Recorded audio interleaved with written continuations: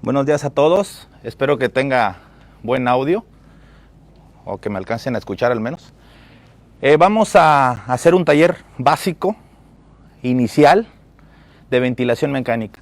Si alguien no sabe nada de ventilación mecánica o sabe muy poco, no se preocupen, nos vamos a ir paso a paso para saber cómo se programa un ventilador mecánico de manera inicial y hacer un monitoreo de los pacientes bajo ventilación mecánica, ¿de acuerdo? Yo soy Eder Zamarrón, soy urgenciólogo intensivista, soy del grupo de ventilación mecánica Vento, así que vamos a empezar primero que todo paso por paso, ¿de acuerdo? Lo primero que debemos de saber para programar un ventilador mecánico, ¿de acuerdo? Es saber la talla o la estatura de mi paciente. Hay diferentes fórmulas, voy a pintar aquí, ¿sale? Para sacar un peso acorde a la estatura de mi paciente. Hay diferentes fórmulas. La más usada para pacientes que no tengan una inflamación pulmonar severa, es la fórmula de la OMS, que se llama de peso predicho. ¿De acuerdo? La fórmula de la OMS de peso predicho es la talla, ¿de acuerdo?, de mi paciente, ¿sale? Talla al cuadrado, pero esto es en metros, ¿sale? Por 23 en el caso que sea un hombre o 21.5 en el caso que sea una mujer. Ahorita apréndanse estas fórmulas y las vamos a aplicar directamente a programar con el ventilador mecánico. Esto es importante saber el peso, peso ideal, perdón, que es un juego de palabras, ahorita vamos a ver. Peso ideal, o también existe otra fórmula que se llama de peso predicho, que es para pacientes con síndrome de distrés respiratoria, es decir, para pacientes con inflamación pulmonar severa, ¿sale? Ahorita vamos primero lo normalito. Una vez que tengamos el peso ideal de mi paciente, ¿qué es lo que vamos a hacer? Número 2, a calcularle el volumen tidal o el volumen corriente, es decir, los mililitros que van a entrar y a salir de los pulmones, pues en cada ciclo respiratorio, ¿vale? El volumen tidal que se debe calcular, según los estudios, uno que se llama Prevent, que salió del 2018, te dice que hay que ponerlo desde 6 hasta 10 mililitros por kilo de peso ideal en pacientes, repito, sin inflamación pulmonar. Pero como todos los extremos son malos, nos vamos a ir a un número, por decirlo así, mágico, que es 8, ¿de acuerdo? Ese es el paso más difícil para programar en el ventilador mecánico, que es el volumen tidal o el volumen corriente, ¿vale? Aquí estamos, 6 a 10, en promedio 8. Ese es lo que vamos a hacer de forma inicial. Una vez que tengamos el volumen tidal, lo vamos a poner en mi ventilador mecánico y ahorita ya me voy a pasar al mismo para ir viendo cada parámetro que vamos a ir a programar. Y vamos a sacarlo con un ejemplo, ¿sale? Vamos a poner que tenemos un hombre que mide 1.72 metros. Yo les voy a pedir que me calculen el peso ideal de este paciente. Siempre tienen que medir a su paciente o saber la estatura. No es nada de que, a ver, más o menos por aquí, como 1.72, no. Tienen que medirlo con una cinta metálica, una cinta de cartón, de papel que no se deforme. Porque luego andamos midiendo con las cintas esas con las que paseamos a las pacientes, sí, con mecón y todo eso. Entonces esas se deforman, se encogen o se enlongan. ¿Cuánto sería el peso ideal de mi paciente? Ya me la soplaron por acá, 68. Este 68 lo voy a multiplicar por 8 y me da a dar el volumen tidal que le voy a programar a mi ventilador. ¿Qué va a ser? 500 ¿qué? 44. 544 mililitros. ¿Sale? Este, digamos, es el paso más difícil para programar en mi ventilador mecánico. Hay dos modos básicos de iniciar la ventilación mecánica. Uno que es por presión y otro que es por volumen. Cuando programamos por presión, le vamos a meter cierta presión inspiratoria a mis pulmones para que gane este volumen tidal. Y lo más común, que es con lo que más estamos familiarizados los clínicos, es programarlo por volumen netamente. Entonces, programar directamente el volumen tidal que le va a entrar a mi paciente, a los pulmones de mis pacientes, X cantidades de veces en un minuto, es decir, cierta frecuencia respiratoria. Y es lo que vamos a ver a continuación. Vamos a ver. Muy bien. Para eso vamos a utilizar un simulador. ¿Sí pueden ver bien allá atrás? ¿Alguien que me ayude, por favor? Como quiera, ahorita no lo vamos a utilizar mucho. Ok. Ahora bien, ya que tengamos aquí mi ventilador, lo vamos a programar en el modo que es por volumen, ¿vale? Por volumen. Yo les sugiero esto. Va a haber médicos que les van a decir que lo programen por presión. Van a haber médicos que digan que lo programen por volumen. El que sabe ventilación mecánica puede programarlo de cualquiera de dos formas, pero lo más familiar casi siempre es por volumen. Así que ese es lo que vamos a escribir el día de hoy. Si me invitan en otro, después vemos algunos otros modos. Por volumen, ¿de acuerdo? Ya seleccionamos por volumen y nos va a aparecer los controles del mismo. Vamos a irnos paso por paso. Primer paso, calcular el volumen tidal o el volumen corriente. ¿Cuánto le queremos poner, dijimos? 544. Entonces, le vamos a poner o 540, ¿sale? O 550, lo que ustedes digan. ¿Qué quieren ustedes? 550, ahí estamos, ¿de acuerdo? Primer botón, bien programado. Con poner un volumen adecuado, acorde a la estatura de mi paciente, no acorde al peso real, le vamos a evitar lesiones pulmonares. Le vamos a evitar una cosa que se llama volutrauma. El exceso de volumen a mi paciente le va a dañar, a desgarrar sus alvéolos. Entonces, bien programado el primer botón. Siguiente botón que podemos programar es cuánto de FiO2 le quiero poner a mi paciente.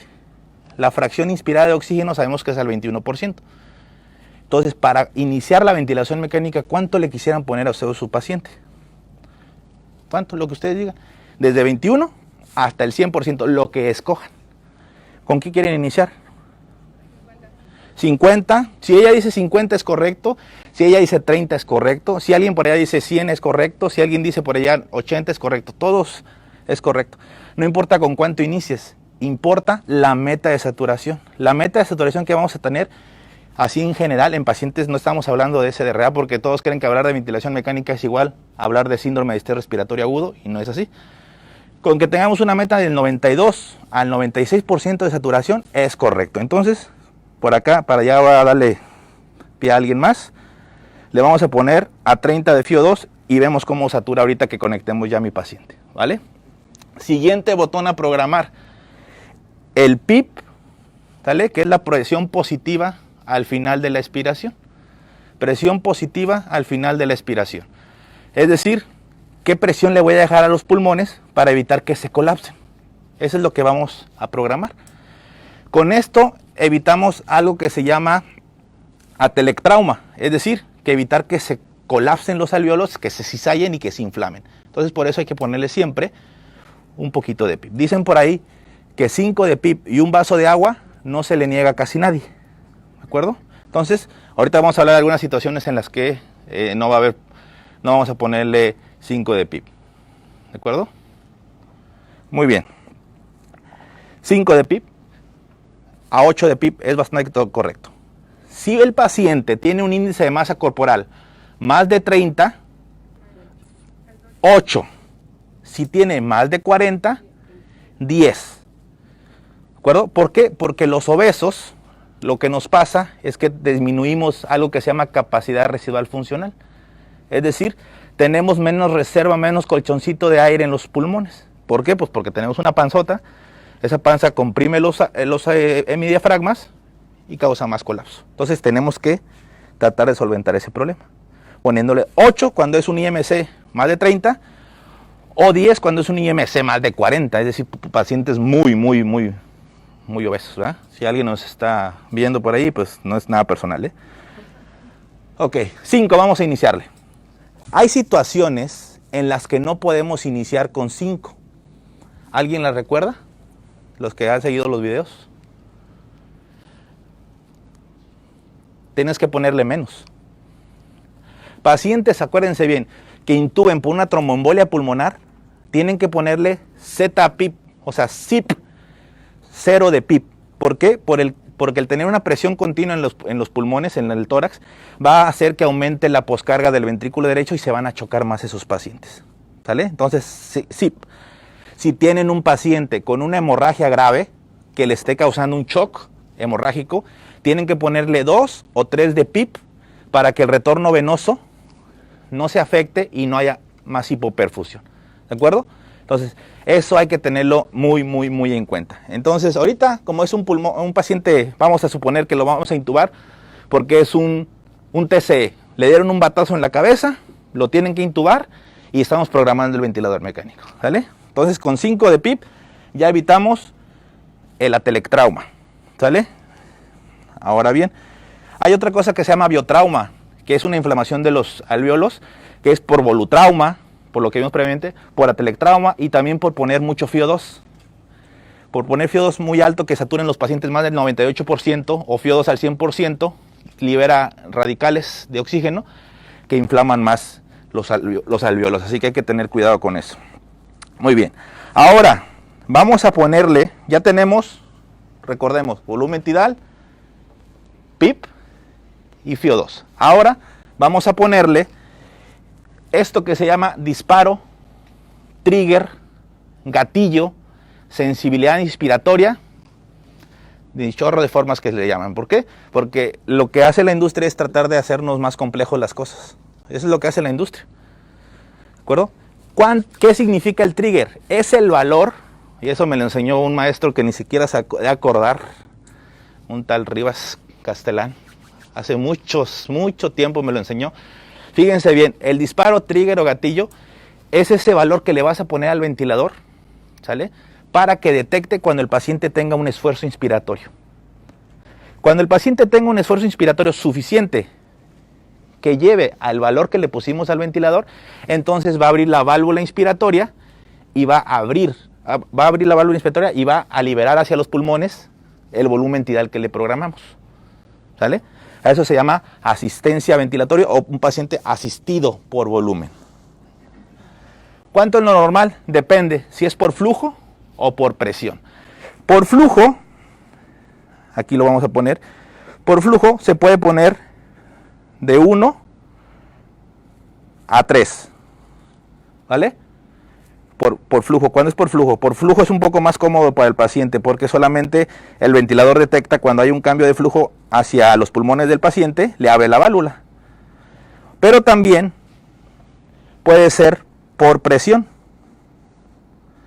También puede ser por presión, que el paciente jale aire y tenga que jalar un poquito más fuerte, abrir la válvula inspiratoria, generarle un cambio negativo de menos 0.5 a 2 centímetros de agua cuando se programa por presión. Recuerden, flujo de 1 a 3, o sea, trigger por flujo, trigger por presión de 0.5 a 2. ¿Sale? Está correcto. Si no saben qué escoger, 2 es correcto. 1 también podría ser correcto. Yo les recomiendo que se vayan a término medio. Entonces, vamos a dejarlo por flujo a 2 y está bien programado mi paciente. ¿Vale?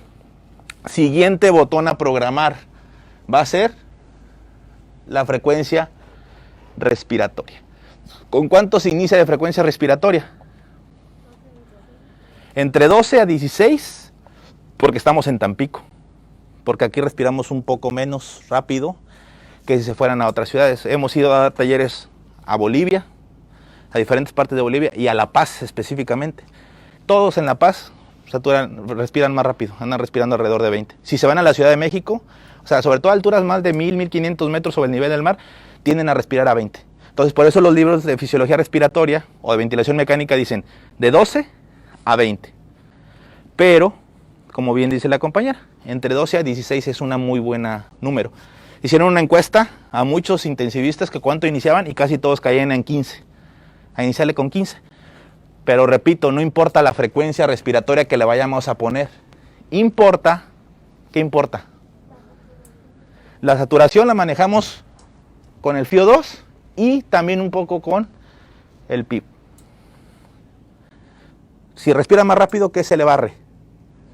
El CO2. Si respira más despacio, se le acumula CO2. Entonces, nos importa la frecuencia para el CO2 que le vamos a medir con una gasometría o con una capnografía a mi paciente. Eso es lo que vamos a ponerle. En esta ocasión le vamos a poner 15, como casi todos le pueden iniciar. Si alguien me dice 14 está bien, si alguien me dice 16 está correcto. ¿De acuerdo? Por acá dicen ¿qué? ¿Cuánto quieren? ¿16? Bueno. 17, 18. Vamos a alguien que le ponga 18. También es correcto, nada más hay que ver el CO2. Ahora bien, último parámetro a programar. La relación inspiración-expiración. ¿De acuerdo? Ya nos vamos paso por paso. Lo último que hay que programar son los parámetros de la relación inspiración-expiración, que es el tiempo que dura la inspiración y el tiempo que dura la expiración. ¿Cuánto debe durar esto?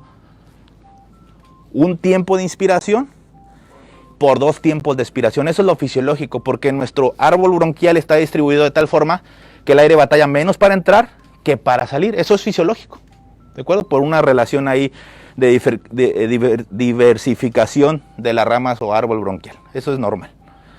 Ahora bien, ¿cómo lo voy a lograr? Lo voy a lograr de 2 maneras.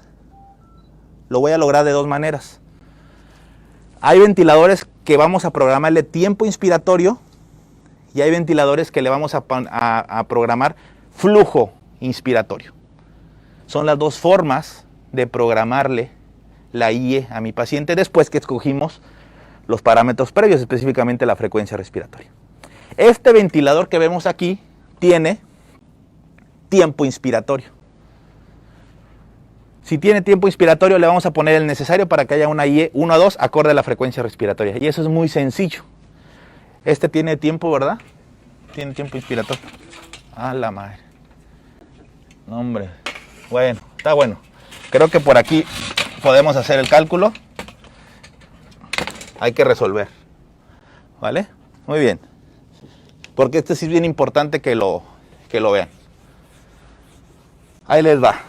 La fórmula es muy fácil. Van a hacer lo siguiente. Van a dividir 60, que son 60 segundos, que tiene 1 minuto, entre la frecuencia respiratoria que le hemos programado a mi paciente. En este caso, 18. Acá dijeron que 18.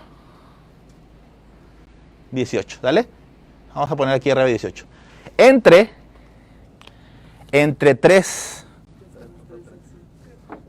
Entre 3, ¿sale? ¿Por qué? Porque va a ser un tiempo de inspiración por 2 tiempos de expiración. 1 a 2 debemos dividir entre 3. Si quisiéramos, por ejemplo, 1 a 3, la IE, entre 4. Si quisiéramos 1 a 1, entre 2, ¿de acuerdo? Pero siempre váyanse a lo más fisiológico dentro de lo antifisiológico de la ventilación mecánica. Entonces lo vamos a dividir entre 3. A ver si me pueden ayudar a hacer la división. Ok, sale a 1.1. ¿Sale? 60 entre 18 entre 3, me comentan que sale 1.1. Entonces, lo que vamos a poner en el ventilador mecánico es 1.1. Y, capiche, nos da la relación 1 a 2. Así de sencillo. Hay muchas otras cosas que a veces meten ventiladores, pero esto es lo que se debe de programar. Hay una forma de entregar lo que es el flujo inspiratorio, que es una forma acelerada o una forma desacelerada, ¿de acuerdo? Ahí estamos, perfecto. Ahora sí viene lo bueno. Siempre programen el ventilador en un pulmón de prueba. Siempre traten de programarlo en un pulmón de prueba y luego, ya que tengan ustedes todos los parámetros, ya lo conectan a su paciente. En esta ocasión vamos a suponer que ya lo conectamos con el paciente.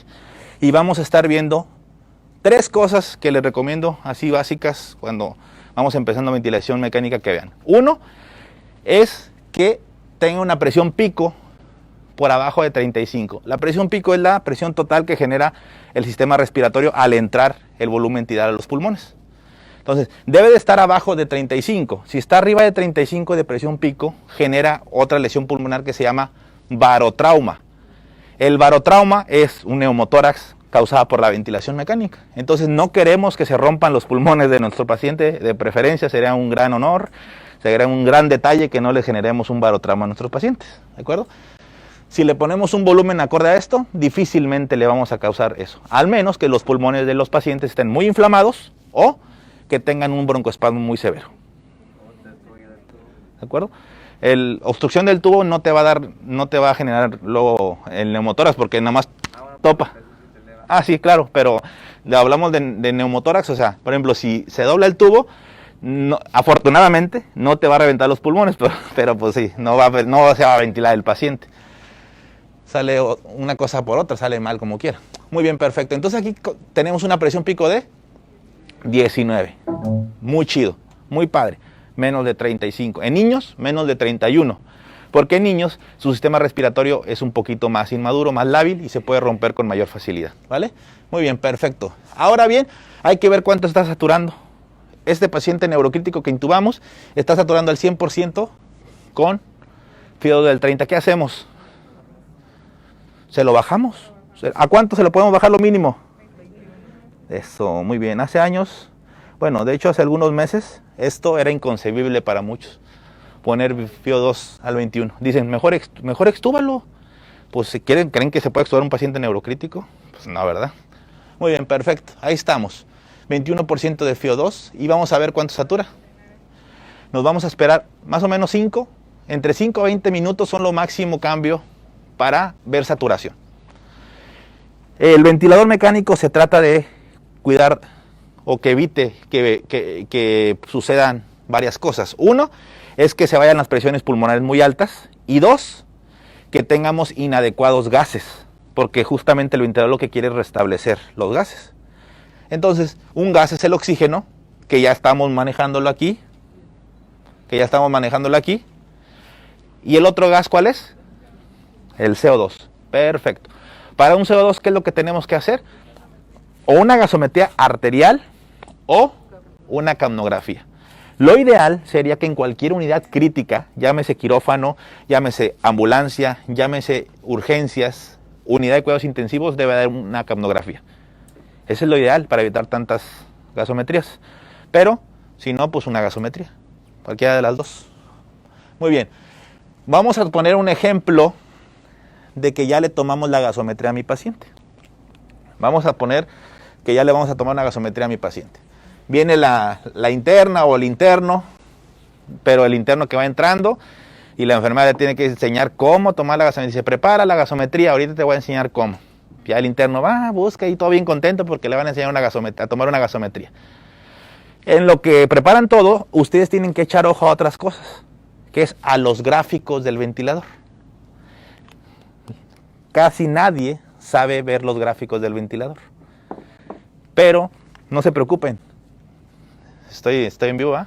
Bueno, no importa. Ni siquiera los intensivistas, muchos intensivistas, saben ver gráficos de ventilación, no se preocupen.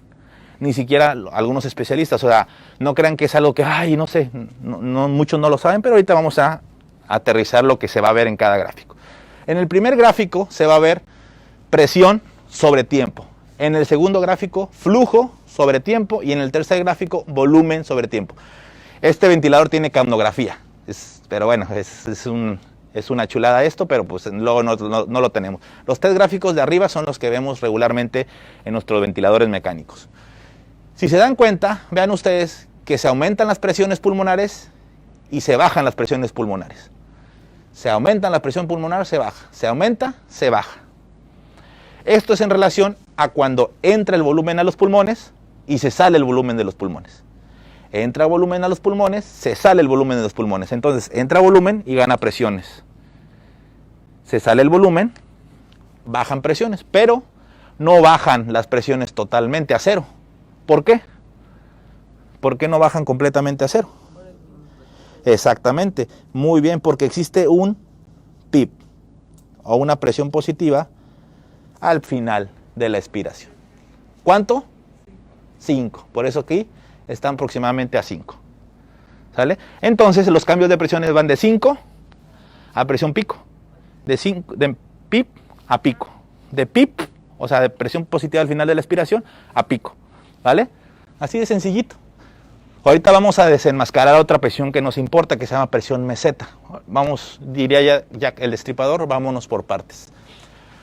Aquí abajo, en la de en medio, es el gráfico, digamos, más, entre comillas, más difícil de ver, entre comillas. El principal determinante para el flujo que se genera al entrar y al salir de los pulmones es el volumen tidal. El volumen tidal, claro, también tiene que ver con el componente respiratorio, pero en pulmones normales no hay mucho problema. Aquí, cuando el volumen tidal entra a los pulmones, le voy a poner para que corra, cuando el volumen tidal entra a los pulmones, se genera un flujo hacia adentro de los mismos con positividad en este gráfico de flujo-tiempo. Cuando el aire se sale de los pulmones, se genera un flujo negativo. Flujo que entra, o sea, volumen que entra a los pulmones, se hace positivo el gráfico. Volumen que se sale de los pulmones, se hace negativo el gráfico. Así de sencillo. Todo lo que entra, tiene que salir.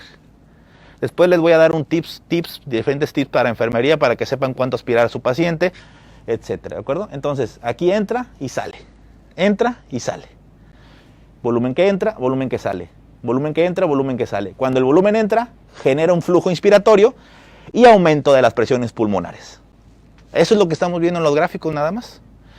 Para los que no tenían familiaridad, es muy sencillo ver los gráficos de forma normal y a partir de ahí detectaríamos algunas anormalidades. ¿De acuerdo? Entonces aquí ya nos damos cuenta.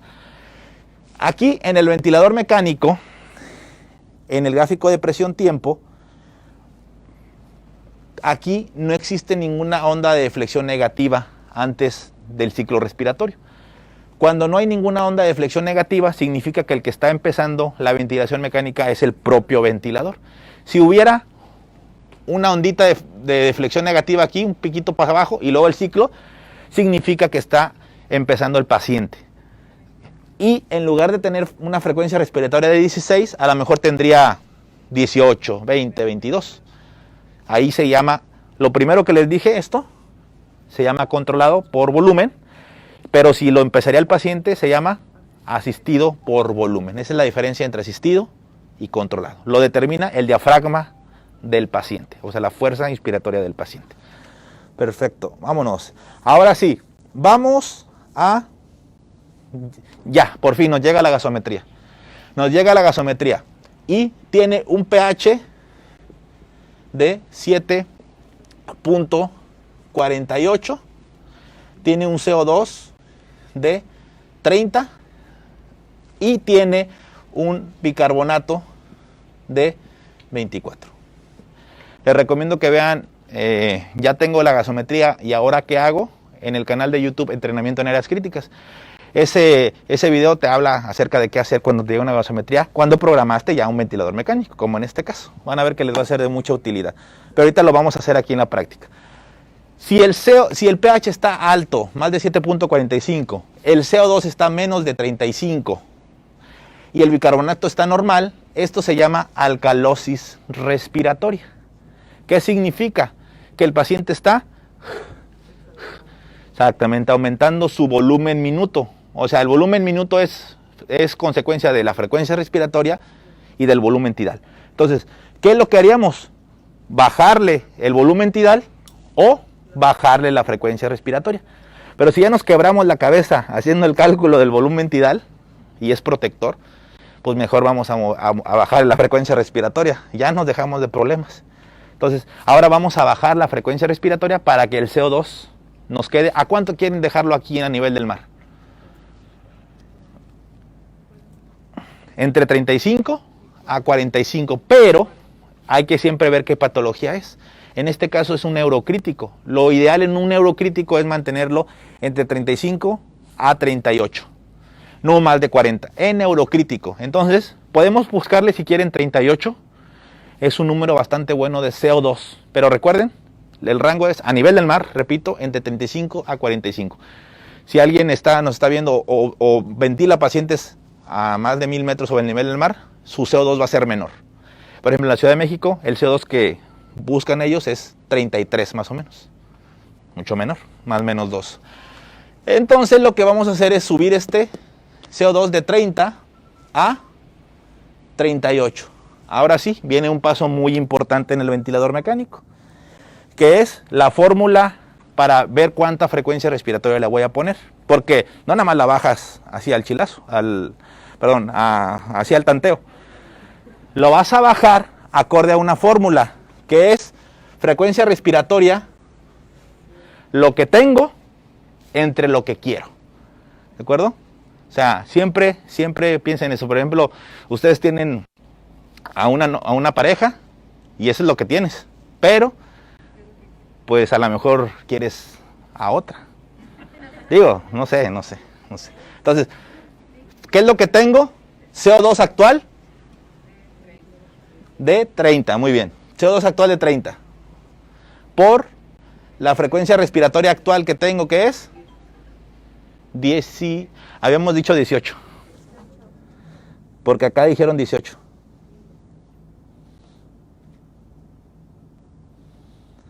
Porque acá dijeron 18. Malamente dijeron 18. No sé por qué dijeron 18.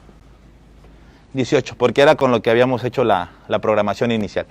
Entre el CO2 que quiero, que es 38. ¿Me van a ayudar ustedes? ¿Cuánto sale? ¿14 punto qué? Ok, muy bien. Nos sale 14.2. Le podemos dejar en 14 la frecuencia respiratoria. Ahí estamos. La vamos a bajar de 18 hasta 14. Pero, fíjense ustedes bien cómo voy a tener la IE. La relación IE se me fue 1 a 2.9. ¿Qué voy a hacer ahora? Recalculamos el tiempo inspiratorio, ¿sale? O cuando sea un ventilador por flujo, le modificamos el flujo inspiratorio, porque algunos, en lugar de tiempo inspiratorio, traen flujo inspiratorio, que eso va casi siempre entre 25 a 60 litros por minuto, es lo que le tendrían que estar tanteando para que tu IE te quede al final de cuentas 1 a 2. Entonces aquí sería 60 entre 14 entre 3. Nos da 1.4. Confío en ustedes. 1.4 y nos quedaría, vamos a ver, sí, 1 a 2.1. 1 a 2 prácticamente. Perfecto. Ventilador mecánico bien programado. ¿Sale? Ahora bien, nos esperamos. ¿Cuánto se tarda el CO2 en modificar?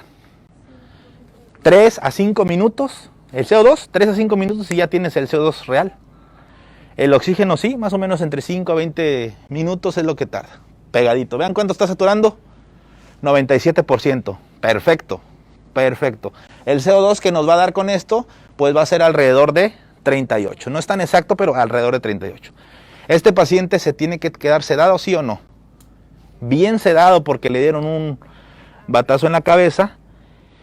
Y esa es una indicación de quedarse bien sedado. ¿Cuáles son las indicaciones de dejar bien sedados a los pacientes? 1, paciente con un síndrome de distrés respiratorio severo, SDRA severo. 2, pacientes con broncoespasmo severo, un paciente con obstrucción de la vía aérea, de la conducción. 3, un paciente neurocrítico, ya sea con presión intracraneal elevada, como es este caso, con un estatus epiléptico refractario, pacientes con un tórax inestable, no resuelto, y pacientes con un síndrome compartimental abdominal no resuelto. Esos pacientes se tienen que quedar bien sedados. El resto de pacientes podríamos tenerle solamente una muy buena analgesia y considerar una sedación ligera o ansiolisis nada más. ¿Sale? Todos los demás pueden mantenerse con una sedación ligera. ¿De acuerdo? Y es así como ustedes, en aproximadamente 1 hora o menos, pueden programar un ventilador mecánico. ¿Hay alguna duda hasta aquí? ¿O quedó muy claro? ¿O no entendieron nada? Cualquiera de las dos cosas. Vamos a optar porque quedó muy claro. Pero no, espérenme. Esto es apenas lo primero. Ahorita ya ustedes solitos van a comenzar a decir cómo lo programaríamos en otras circunstancias. ¿De acuerdo? Nos vamos a despedir de Avento. Nos vamos a despedir de Avento. ¿Vale? Ahí. Con nuestros cientos y cientos de conectados.